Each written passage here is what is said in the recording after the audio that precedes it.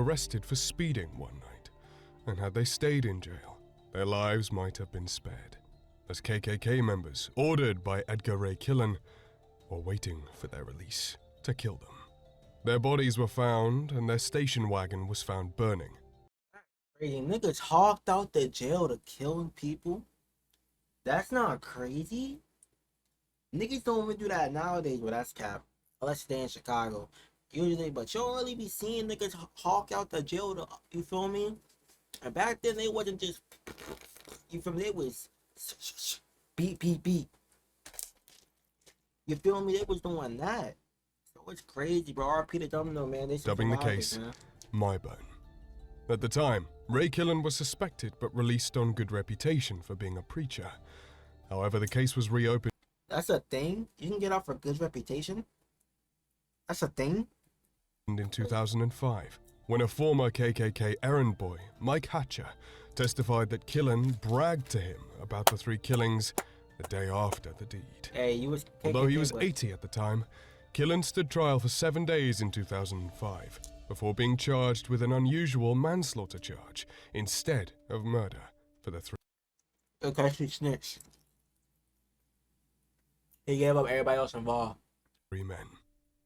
It's a sentence of this court that you serve 20 years in the custody of the Mississippi Department of Corrections. 20 years. Killen was given 60 years of prison time in total. Not enough. 20 for each manslaughter. However, Killen would not live to have his sentence carried out, since he died at 92 in 2018 inside a Mississippi State Penitentiary after serving 12 years of his sentence. Unfortunately, there are too many racist murderers in this world, as next up is known as the racist trinity of Travis McMichael, Gregory McMichael. This is crazy, bro. Like, why be racist? I don't understand it. I don't get it. Like, at the end of the day, we all human. We all breathe the same. We all act the same. We all move the same. Like, we're human. Why? Because my color is different, we gotta be different people. That's crazy. We really live in 2 different worlds. And William Bryan. On a sunny day in February 2020 in Glynn County, Georgia, I remember this. Our 3 culprits twisted a version of the law in their own hands upon seeing Ahmed Arbery jogging peacefully. Greg McMichael, a Glynn County police officer and investigator for the Brunswick Judicial Circuit District Attorney's Office, and his son. Imagine how many cases he messed up, or imagine how if he did this to this guy, what do you think he did to everybody he arrested or charged?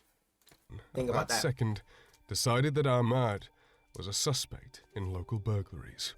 So instead of doing the rational thing of opening an investigation, or even simply talking to him, the 3 men got into a car and ignored all rationality, taking out a .357 Magnum handgun and a 12-gauge shotgun, and going directly after Arbery. Arbery was shot 3 times by the shotgun of Gregory's son. How does that make sense? That does not make sense. Excuse my lisp. Because he looked like, because he's a suspect, you killed. Yo, that's crazy. Travis McMichael.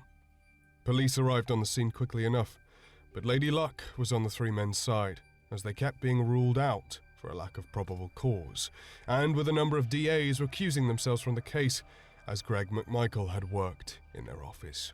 However, after Arbery was cleared of any burglary charges, the 3 men got back into the suspicion spotlight, with a video taken by William Bryan showing the struggle between Travis McMichael and Ahmed Arbery right before his murder.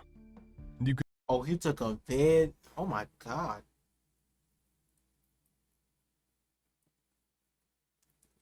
Oh, I thought I got a compliment here.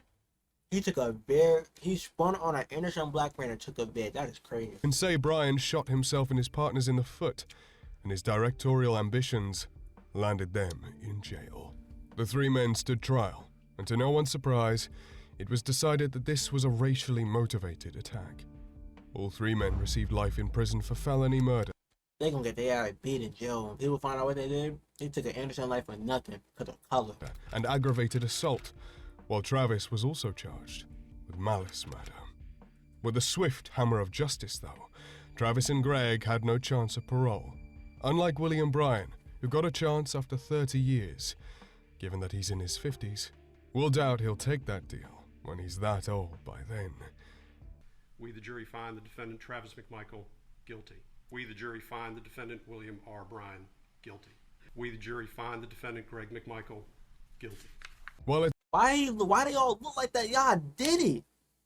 Like, I'm confused, bro. Because y'all think that little town, you feel me? Y'all thought, you know, if he actually was a burglar, oh, it must have been nice. But what, you feel me? Like, look at y'all, look stupid. it's hard to see a silver lining in a 25-year-old's unjust death.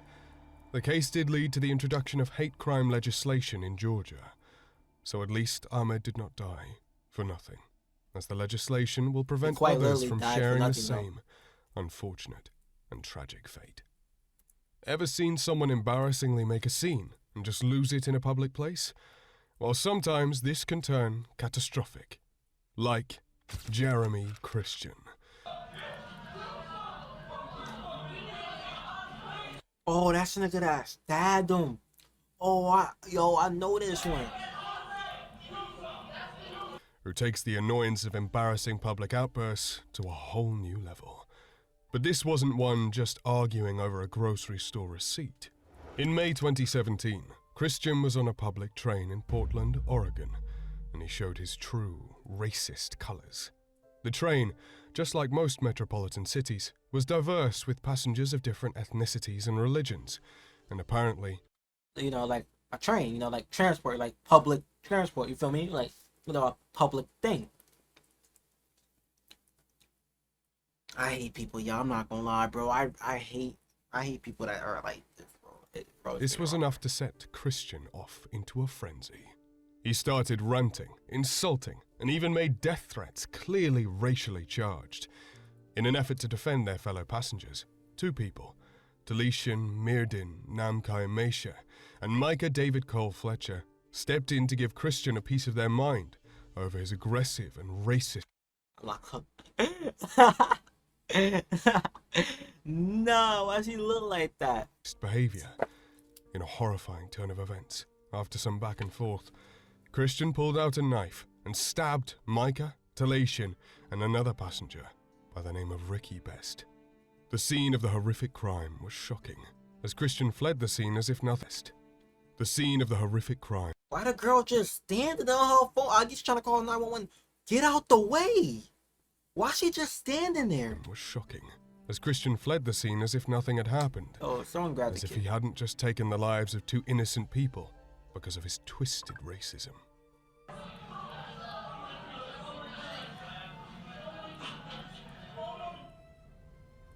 Three years later, Christian's trial finally began. And just like most killers and racists, he had a ton of dirty laundry that got exposed. The case had testimonies from over 40 witnesses, with other charges such as assaulting a black woman in the eye with a Gatorade bottle and other teenage girls, one of whom was wearing a hijab. As for the train incident, Like, bro, I don't get it. Christians, especially ones that claim to be Christian or Catholic who do stuff like this, they clearly don't understand the Bible themselves. the police and the courts had their hands full, as Christian was charged with 2 counts of murder, 1 count of attempted murder, 2 counts of second-degree intimidation, 3 misdemeanors, and 1 count of possessing a restricted weapon.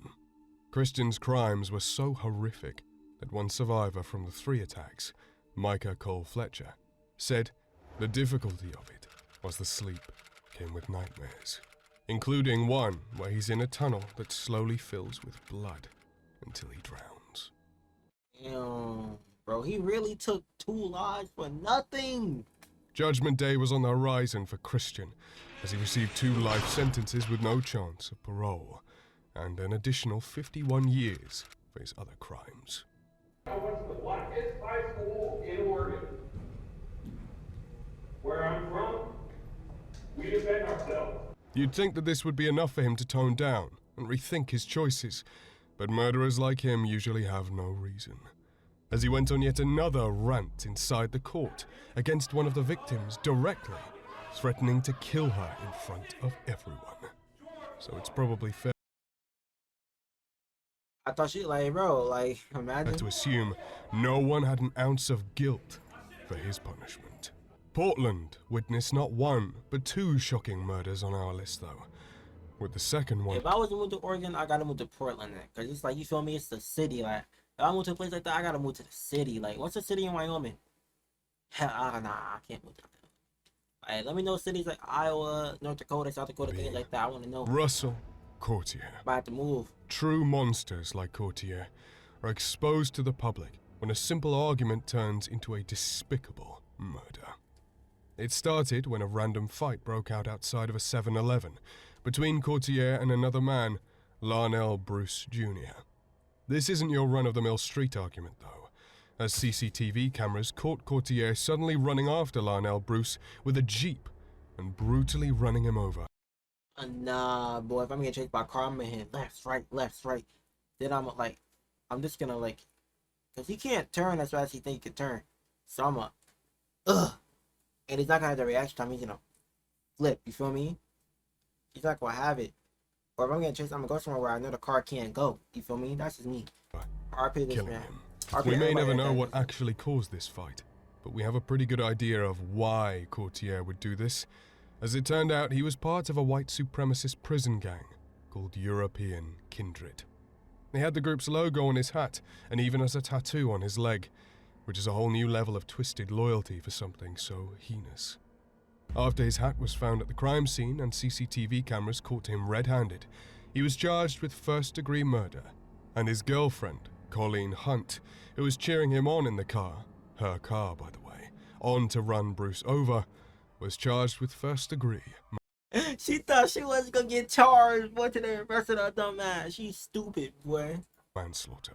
Verdict reads as follows. We, the jury, find the defendant as count one murder guilty, second degree guilty.